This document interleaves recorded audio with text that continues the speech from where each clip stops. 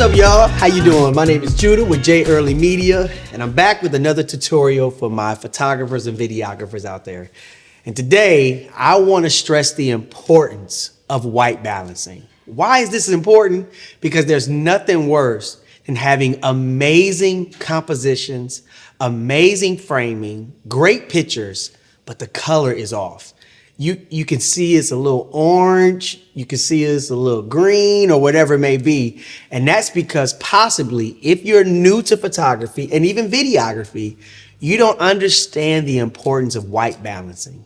You have to white balance your camera in every environment you shoot, no matter where you are. If you're at a wedding, if you're in a studio with strobes, it's a little easier there. But if you're at a reception, you have to white balance. Now, if you're a Canon shooter like myself, and I'm not hating nobody. I love Sony, I got love for Nikon, I got love for all of the brands out there, but I am a Canon shooter. So if you are a Canon shooter as well, hey, I'm your guy.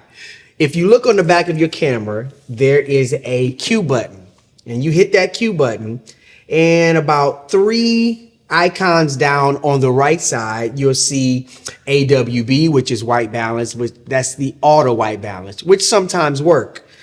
You also have a preset white balance for daylight, for shade, for cloudy, for tungsten, for white fluorescent, flash as well. And then there's another one for custom, which I'm gonna talk about in a little bit.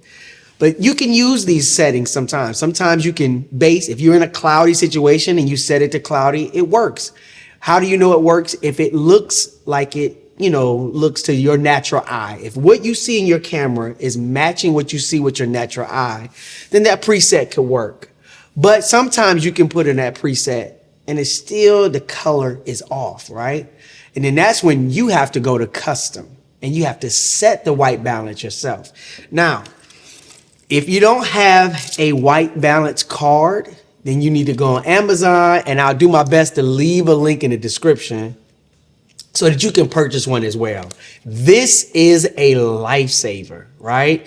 So I do weddings, and sometimes my partner is with me. I'll have him hold this, and you have to take a picture of this and use this to set the white balance in your camera. So I'm going to show you how to do that. So the objective is to get as much as the white card in the picture frame. You can have your partner hold it, or you can set the card up somewhere in the environment where you're shooting. And once you get it in frame, take the picture. Now, once you take the picture, you locate the tab with your custom white balance. That picture should come up, hit set.